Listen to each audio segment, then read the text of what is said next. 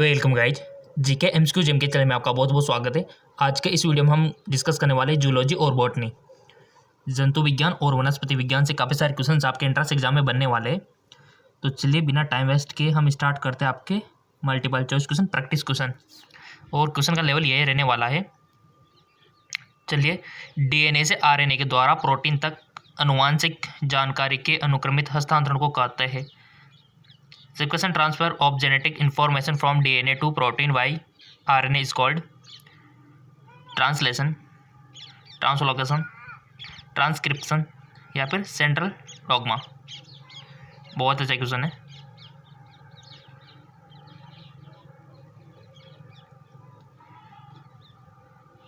हमने आपसे पहले बोल रखा है कि आप जैसे एग्जाम दे रहे हो ना, उसी प्रकार ईमानदार से ऑप्शन सिलेक्ट करना है। एक कर लिया होगा आपने। सो इसका राइट ऑप्शन है केंद्रीय दरमियान के सेंट्रल डॉग्मा। ये इसका राइट ऑप्शन हो जाएगा। अगला, मस्तिष्क में ऐसा कौन सा भाग है जो उल्टी के लिए जिम्मेदार होता है? वोमिटिंग, उल्टियाँ होती हैं ना, आपको भी काफ़ी बार हुई होगी उल्टियाँ। Which is the vomiting centre in brain?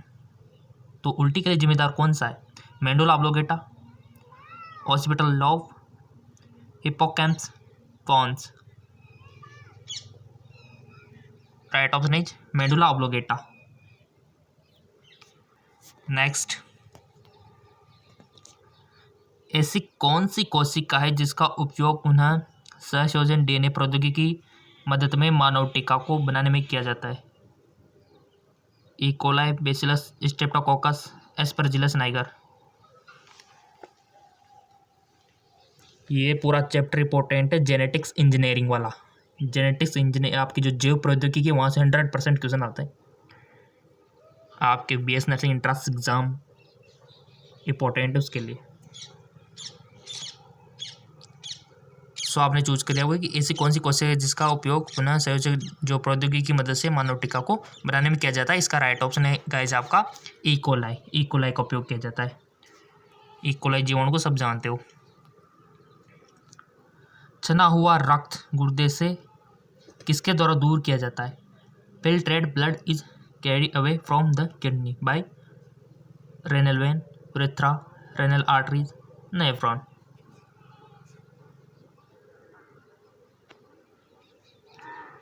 इसका राइट ऑफ एक्सक्रेटरी सिस्टम पढ़ रखा है, तो बता दो आंसर। क्वेश्चन तो आपके एक्सक्रेटरी से भी आएंगे, रिप्रोडक्शन से तो 100% आएंगे, डाइजेशन से आएंगे, रेस्पिरेटरी सिस्टम से आएंगे, जितने भी सिस्टम है बॉडी के नर्वस सिस्टम से क्वेश्चन आएंगे।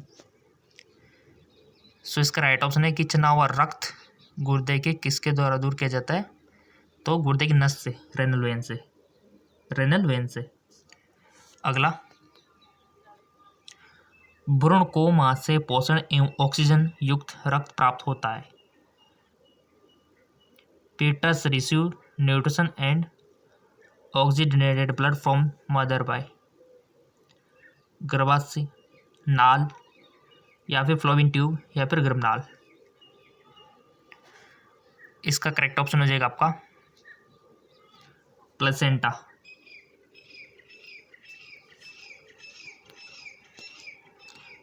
बीटी जीन्स किस तरह के टॉक्सिक के कोड बनाते हैं? Endotoxin, neurotoxin, enterotoxin, exotoxin. BT gene encode which type of toxin which cause tidal effect of insect with? तो इसका राइट ऑप्शन है गाइज एंडोटॉक्सिन।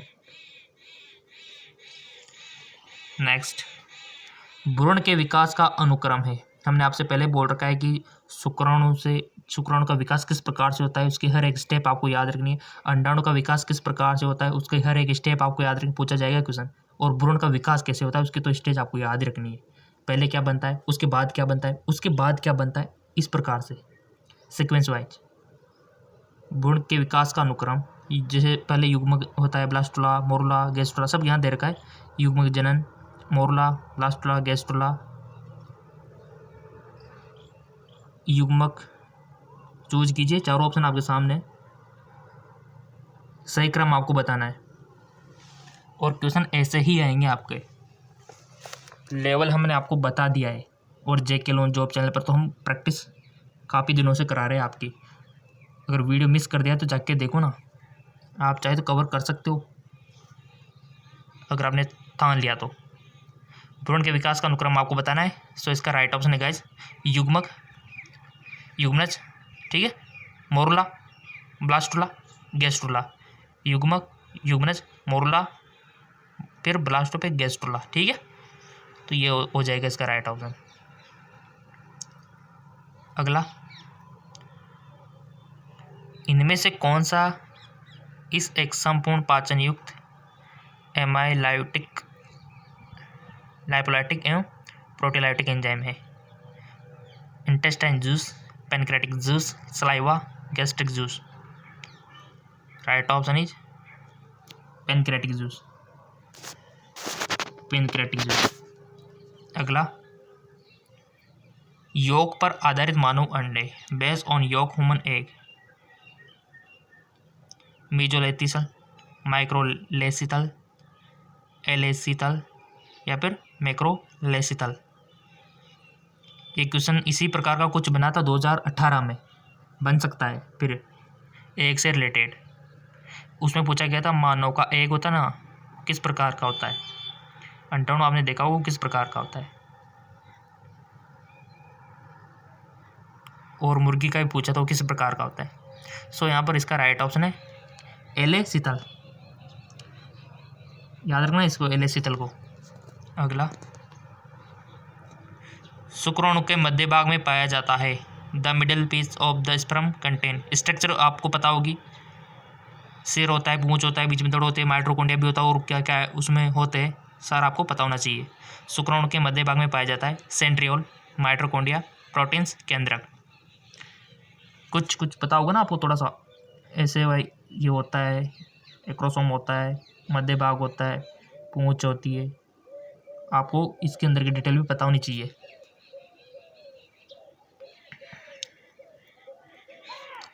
इसका राइट ऑप्शन हो जाएगा आपका माइटोकॉन्ड्रिया, माइटोकॉन्ड्रिया जिसको कोशिका का शक्ति ग्रह कहा जाता है, तो शुक्राणु के मध्य भाग में पाया जाता है गाइस। अगला, रासायनिक संदेशवाहक जो कि साइनेप्स के द्वारा दो न्यूरॉन के बीच संदेशों को पहुंचाते को कहा जाता है, डेंड्राइट, न्यूरोट्रांसमीटर, फोरामेन मैग्नम, कपाल। न्यूरॉन सिस्टम पढ़ रखा है सबने, और बचपन से पढ़ रहा हो, तंत्रिका तंत्रिका का चित्र तो बनाना सबको आता है, तो उसकी स्ट्रक्चर भी आपको पता होगी, कार्य प्रणाली भी पता होगी, फिर तो आपको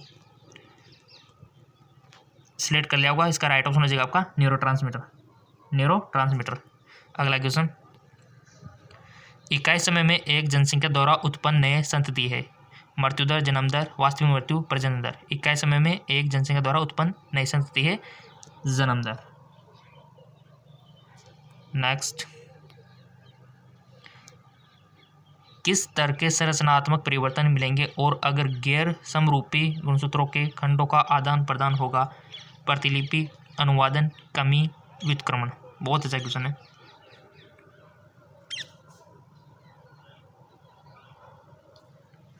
इसका राइट ऑप्शन है अनुवादन, ट्रांसलेशन।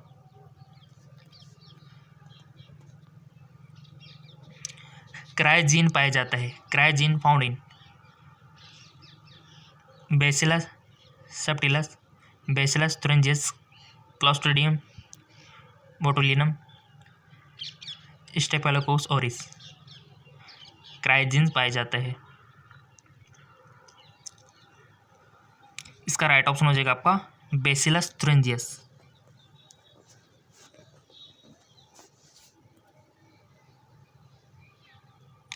जीन उपचार का लक्ष्य है, the goal of gene therapy, रसायन उपचार, एकीकृत चिकित्सा, मनोचिकित्सा या फिर जीन प्रतिस्थापन थेरेपी। जीन उपचार का लक्ष्य है, तो इसका राइट ऑप्शन है जीन प्रतिस्थापित थेरेपी।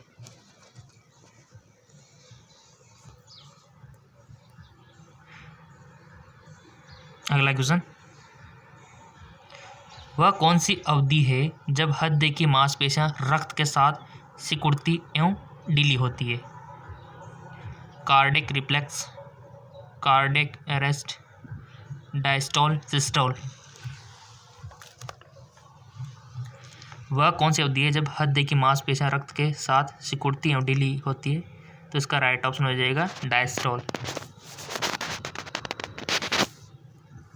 अगला,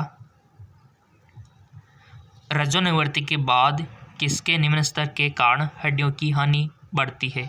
after menopause bone loss increase due to lower level adrenaline, serotonin, progesterone, oestrogen. रजोनिवृत्ति तो सब जानते हो, मेनोपॉज क्या होता है? स्ट्रोमेस्ट्रुअल साइकिल, ठीक है, जो कि 40-45 साल की एज में हो जाता है गर्ल्स में। इसका राइट ऑप्शन है एस्ट्रोजन।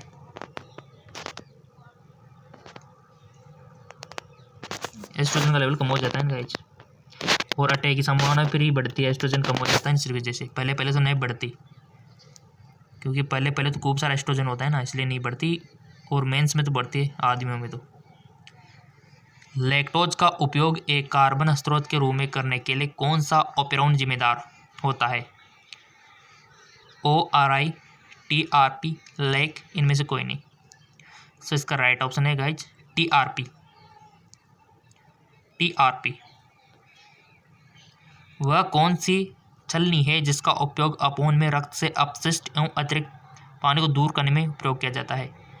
कण फिल्टर, डायलेट्स, डायलेजर, इनमें से कोई नहीं। तो right option is dialysate. Next, DNA के डबल हेलिक्स को खोलने के लिए कौन सा एंजाइम भूमिका निभाता है? DNA के डबल हेलिक्स को खोलने के लिए कौन सा एंजाइम भूमिका निभाता है? Helicase, ligase, DNA polymerase, primase. DNA से अनुवांशिक से क्वेश्चन आएगा आपका। जेनेटिक इंजीनियरिंग हो गया, DNA हो गया, RNA हो गया, प्रोटीन्स हो गया, आपके ह्यूमन डिजीज़ हो गया, विटामिन्स हो गए, हार्मोन्स हो गए, प्लांट हार्मोन हो गए, ह्यूमन हार्मोन हो गए। क्वेश्चन ज़्यादातर यहीं से उठाए जाते हैं। इसका राइट ऑप्शन हो जाएगा आपका हेलिगेज, ठीक है, हेलिगेज। अगला, उलभेदन प्रक्रिया प्रयोग की जाती है। एमनिसेंटेसिस इज ए प्रोसीजर यूज प्रसव पूर्व निदान, रेड सिंड्रोम, विभेदन निदान, DNA fingerprinting. Right option is प्रसव पूर्व निदान।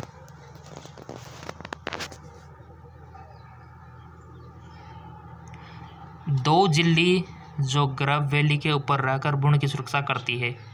तरल और त्वचा संबंधी झिल्ली, तरल और लामिना प्रोफिया, श्लेष्मा नाल झिल्ली, भ्रूणावरण और जरायु। तो राइट ऑप्शन इज भ्रूणावरण और जरायु।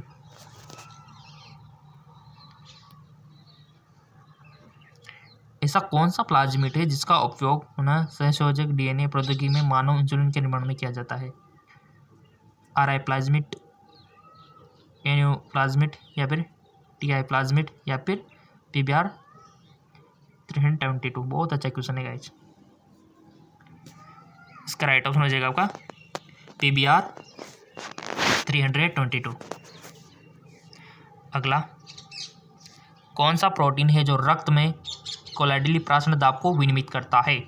Myoglobin, albumin, arginine, fibrin. कौन सा प्रोटीन है जो रक्त में कोलेडली प्राशन दाब को विनियमित करता है? तो right option is albumin. Albumin से तो क्वेश्चन आता है। बहुत सारे क्वेश्चन तो आपको डायरेक्टली मिल जाएंगे। फेसबुक इंस्टाग्राम पे फॉलो नहीं किया है तो सबसे बड़ी गलती आप कर रहे हो, कर लेना अगर आप फेसबुक इंस्टाग्राम चलाते हो तो। फेफड़ों में गैस के आदान प्रदान में लाख के छोटी हवा की थैली को कहते हैं? ब्रिंकल्स, पुपुस थैली, या फिर एलुलाई, या फिर ट्रेकिया। फेफड़ों में गैसों के आदान प्रदान में लाख के छोटी हवा की थैली को कहते हैं। इंग्लिश में समझ लो, अगर हिंदी में नहीं आता है तो in lung gas exchange occur in million of small air sac called. क्या बोलते हैं उसको? अभी तो हमको बॉटनी भी पढ़नी है, कहीं पर जाना नहीं। अभी तो बॉटनी वनस्पति विज्ञान के क्वेश्चन आपको करवाने।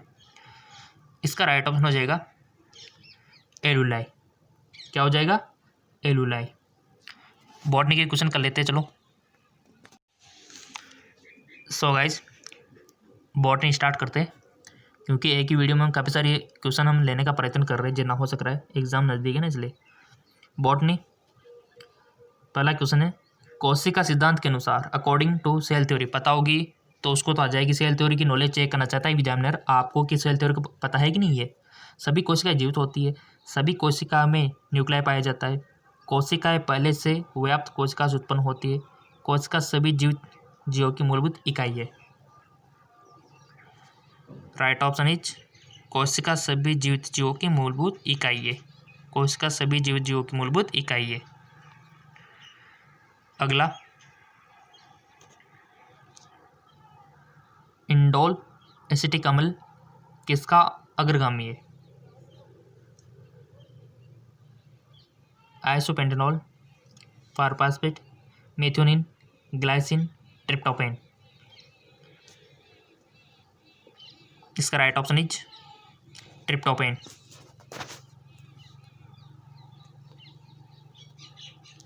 एटीसी में इलेक्ट्रॉन के अंतिम ग्राही है। The final acceptor of electron in the ईसीटी। एटीसी, सिटी नहीं है, ईटीसी। साइटोक्रोम वी, जल, ऑक्सीजन, हाइड्रोजन। तो right option is oxygen. Prokaryotic DNA की संरचना को कहा जाता है देखो, न्यूक्लियोटाइड अलग है, न्यूक्लियोसाइड अलग अलग है, दोनों अलग चीज़ है। न्यूक्लियोसाइड, राइबोसोम, कोशिका द्रव्य या फिर कोशिका झिल्ली। प्रोकैरियोटिक डीएनए की संरचना को कहते हैं। तो राइट ऑप्शन इज न्यूक्लियोइड। ठीक है।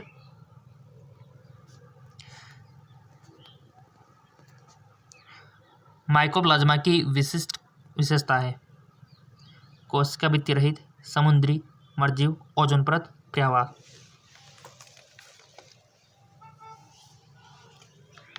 राइट ऑप्शन इज कोशिका भित्ति रहित। अगला क्वेश्चन, किस प्रकार की कोशिका में अर्धसूत्री विभाजन पाया जाता है? In which type of cell meiotic division occurs in? प्रावयिक कोशिका में, वनस्पति कोशिका में, प्रजनन कोशिका में या फिर मेरिस्टेमिक कोशिका में? राइट ऑप्शन इज प्रजनन कोशिका में।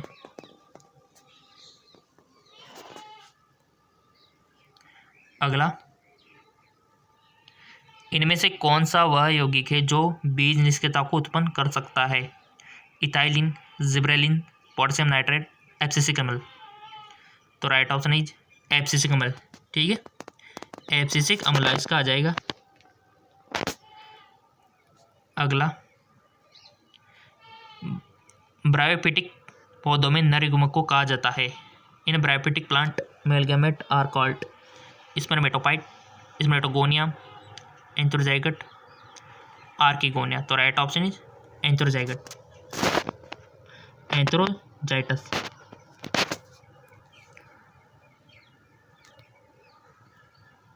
वह हार्मोन कौन सा है जो पौधों में रंध्र को बंद करने का संकेत देता है? Which hormone signal of the closure of stomach in plant? तो ऑक्सीजन, जिब्रेलिन, साइटोकाइनिन, एब्सिसिक अम्ल। हमने इसी चैनल पर बताया था आपको प्लांट्स हार्मोन के बारे में। हर एक प्लांट जितने भी पादप हार्मोन है उसके बारे में बताया था, और उनके क्या क्या कार्य है वो भी मैंने आपको बताया था। चैनल पे जाके देखो आप, वीडियो मिलेगा आपको। पादप हार्मोन के बारे में भी मिलेगा और मानव रोगों के बारे में, विटामिन के बारे में, सब के ऊपर हमने बना रखा है। देखने की कमी है बस आपको, चैनल पे विजिट करके तो देखो आप। वह हार्मोन कौन सा है जो पौधे में रंध्र को बंद करने का संकेत देता है? तो राइट ऑप्शन इज एब्सिसिक अम्ल, एब्सिसिक अम्ल। और जिन स्टूडेंटों ने हमारा हर एक वीडियो देखा है, समझो सिलेक्शन है उसका। तो हर एक जब से हम अपलोड कर रहे हैं उसी टाइम से फॉलो कर रखा है, हर एक क्वेश्चन देखा है, समझा है, तो श्योर सिलेक्शन है गाइज।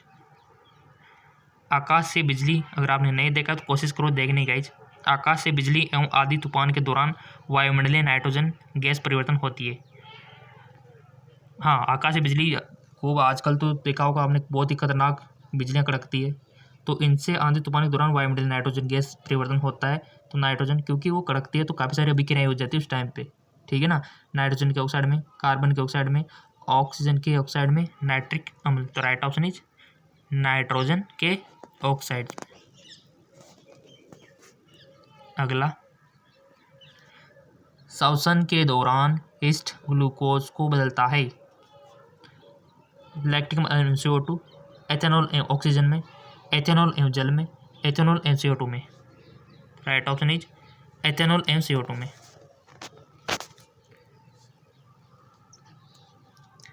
इनमें से कौन सा बैक्टीरियम डिनाइट्रिफिकेशन करता है? Which of the following bacterium bring about denitrification? Rhizobium, Nitrobacter, Azotobacter, Pseudomonas.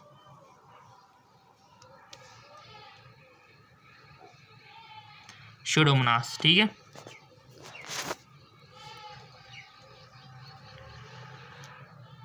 इनमें से कौन सी वह पादप कोशिका है जो पूर्ण शक्ति या फिर टोटोपेंटी से दर्शाती है?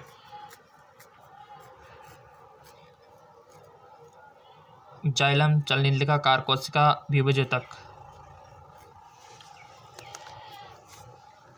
Right option is विभेजक।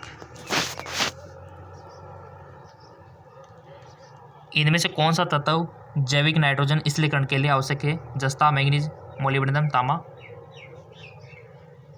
Right option is molybdenum. Next, red data पुस्तक में आंकड़े होते हैं। Red data book contain data सभी जंतु प्राणियों के खतरे में या विलुप्त कगार पर पाई जाने वाली प्रजातियों के आर्थिक रूप से महत्वपूर्ण प्रजातियों के या फिर सभी पौधों की प्रजातियों के। तो राइट ऑप्शन इज खतरे में या विलुप्त की कगार पर पाई जाने वाली प्रजातियों के। नेक्स्ट, कि यह देखा गया है कि पृथ्वी की जलवायु का औसत तापमान बढ़ रहा है, अतः इसका प्रभाव है भू अभियांत्रिकी, ताप अभियांत्रिकी, वैश्विक तापमान, जलवायु प्रतिनिधि। राइट ऑप्शन वैश्विक तापमान। अगला क्वेश्चन, कोशिका में ग्लाइकोलाइसिस कहाँ होता है? In a cell the site of glycolysis. कोशिका द्रव्य में, हरित लवक में, माइटोकॉन्ड्रिया में, केंद्रक में।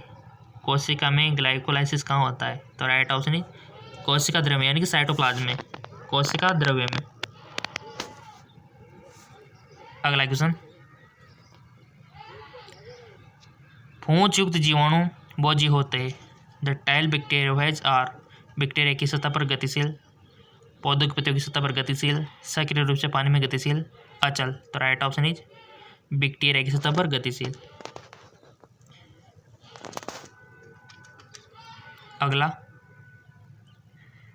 वह विचार या उपाय जिसमें पोषण का गुण बढ़ने के लिए फसलों का अभिजनन कराया जाता है। जैव विविधता, जैव आक्रमण, जैविक उपचार, बायोफर्टिफिकेशन। Right option is बायोफर्टिफिकेशन।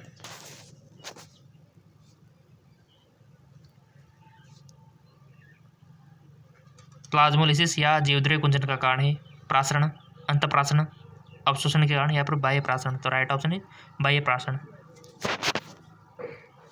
अगला, ग्रेफ चक्कर के किस कोशिका में बनता है?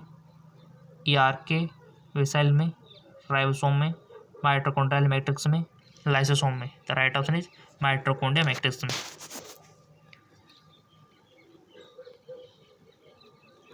वह कौन सा एंजाइम है जो पार्विक अम्ल को एथिल एल्कोहल में परिवर्तित करने में सहायक होता है? फॉस्फेटेज, कार्बोक्सिलेज या फिर डिहाइड्रोजनेज, कार्बोक्सिलेज एवं हाइड्रोजनेज या फिर डिहाइड्रोजनेज। बहुत अच्छा क्वेश्चन है। इसका राइट ऑप्शन है कार्बोक्सिलेज एवं डिहाइड्रोजनेज। अगला, पौधे नाइट्रोजन तत्वों को किस रूप में अवशोषित करते हैं? नाइट्रोजन गैस, नाइट्रस, नाइट्रिक अम्ल, नाइट्रेट्स। पौधे नाइट्रोजन तत्वों को किस रूप में अवशोषित करते हैं? तो राइट ऑप्शन इज नाइट्रस।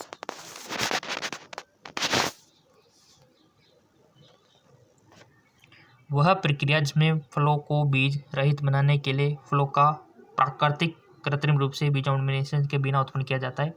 पार्थिनोकॉर्पी या फिर स्टेनोलिटिस, स्पेनोकॉर्पर या फिर स्पेनोकॉर्पी। इनमें से कोई नहीं। वह प्रक्रिया जिसमें फलों को बीज रहित बनाने के लिए फलों का प्राकृतिक या कृत्रिम रूप से बीजाणु के निषेचन के बिना उत्पन्न किया जाता है ना, तो इसको बोलते हैं गाइस पार्थिनोकार्पी। सिंपल सा क्वेश्चन है। और जेके लॉन जॉब चैनल में फिजिक्स केमिस्ट्री का सुबह वीडियो हमने डाल दिया है, नहीं देखा है तो जाके देख लेना, लिंक नीचे दे दिया है डिस्क्रिप्शन में। मेरिस्टेमेटिक उत्तक एवं स्थायी उत्तक प्रकार है। फ्लोएम उत्तक के एंडोप्लाज्मिक ऊतक के, जाइलम ऊतक के या फिर सरल ऊतक के। विभजित ऊतक जो है ना, अस्थायी ऊतक प्रकार किसके है गए? ऊतक आपने पढ़ रखा है, जंतु ऊतक भी पढ़ रखा होगा, पादप ऊतक भी पढ़ रखा है आपने, ऐसी बात नहीं है। तो बताओ आंसर इसका क्या होगा? तो राइट ऑप्शन होगा इसका गाइस सरल ऊतक के, यानी कि सिंपल टिश्यू। और हमने बोल रखा है कि फिजिक्स और केमिस्ट्री जे के लॉन जॉब चैनल में आज ही वीडियो अपलोड किया है, लिंक नीचे डिस्क्रिप्शन में दे रखा है।